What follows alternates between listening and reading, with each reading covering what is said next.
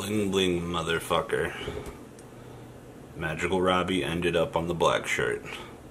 And I can only imagine kind of witty antics that this stupid combination of multi-personality disorder can cause. But we're going to talk about Spirit Warriors, and we're going to talk about the week 1 accusations that are going to be coming with it. So buckle up, and we're going to get into very interesting discussion, I hope, with this set. I'm going to avoid the very specifics. I want to talk more in a broad sense on this set, and what's probably going to happen with it. So buckle up. Imagine me in a magical girl outfit. You won't.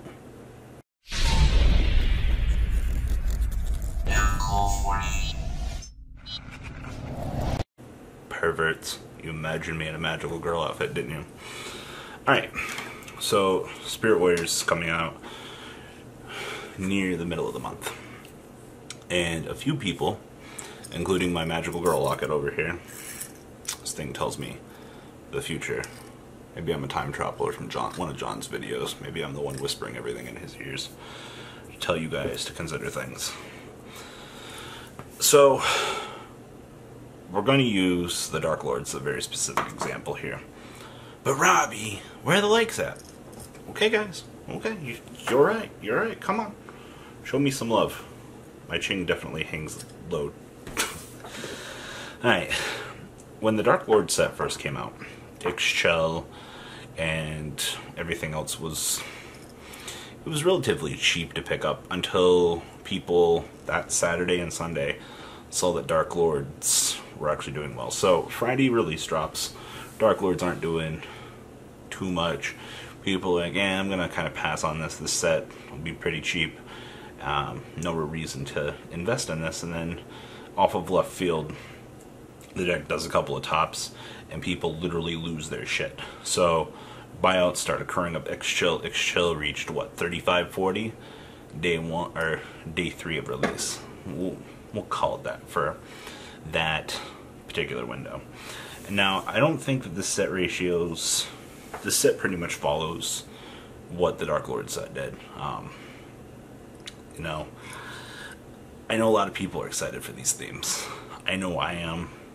Six Samurai support's looking pretty good. For those of you that don't know, Spirit Warriors is this, like I said, the set comes out November, I think 17th, give or take, in the States. Set has Weathery, I believe they're translated to the Weather Painters, Magical Musketeers, and new Six Samurai support. Now, 2 of these themes are new. That doesn't mean that they won't get further support in the future. Now, I say this because depending on the rarities, picking up the deck cores from this set might actually not be that much. If everything for Magical Musketeers, I believe someone told me that they picked up a Magical Musketeer. I believe they paid 70 euros for the Japanese version of it. I believe, don't get me wrong on my current conversions here, but I believe it's what, near 100, depending. It's the euro that always gets me confused with the British pound. I could be wrong on that translation. Feel free to correct me down in the comment section. But picking up the Musketeer core for $70 to $100 for literally 3 of everything doesn't sound like a terrible idea. Now, a lot of people are questioning the deck's competence coming out of the gate, and I don't blame you for that one step at all. One step, Jesus, what am I thinking? I don't blame people for thinking that Musketeers aren't going to be a good deck right out of the floodgate, but here's the thing though.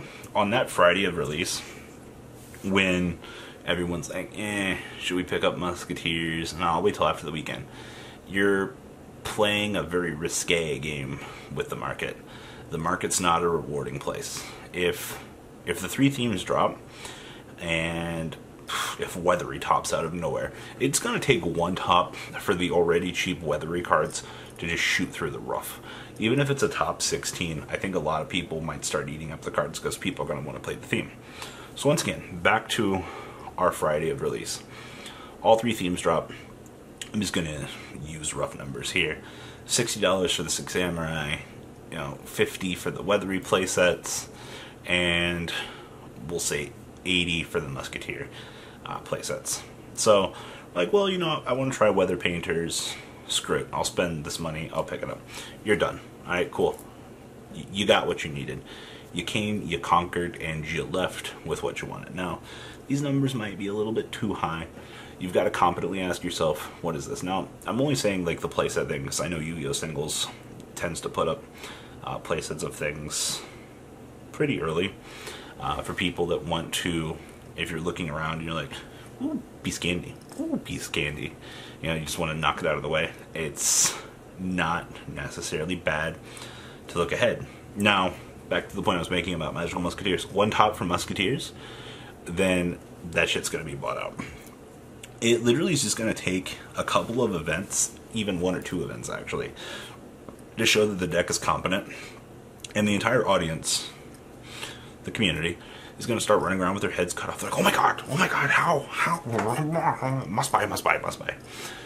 What I'm trying to say is, get in early with your investments. Now, I don't know if Six Samurai is going to be the one to perform here. I know the True King Six Samurai list that we had, Listgasm's banned in the TCG. You know, Konami couldn't have a card running around that messes with the extra deck when the extra deck is 15 cards. You're going against the theme of Links by creating a monster that gets to foil with the extra deck.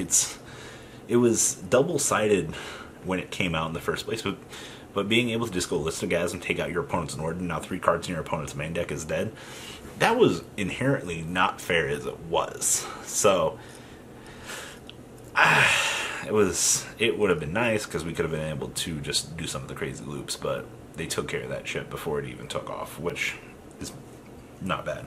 So, moral of the story. Alright, so I'm going to be like the very few people. I'm going to pick up playsets of everything from Weathery. Six Samurai, Magical Musketeers. I'm actually looking forward to playing Musketeers the most. I've still got all my old Six Samurai stuff. In terms of playability, well, I guess there's the other thing I haven't talked about yet. So, your long-term investment. Alright, so you spend $50 to pick up the Weathery Painters today. A year or 2 down the line, this stuff's not going to get a reprint. This isn't a core set. Very interesting to note, though. If this stuff does get a reprint, well, I guess Necros haven't gotten a reprint yet, and they were in a Stylisk booster pack as well, and they're very, very high up. Eventually, people are going to start picking up these themes for fun or because they think they're going to get future support.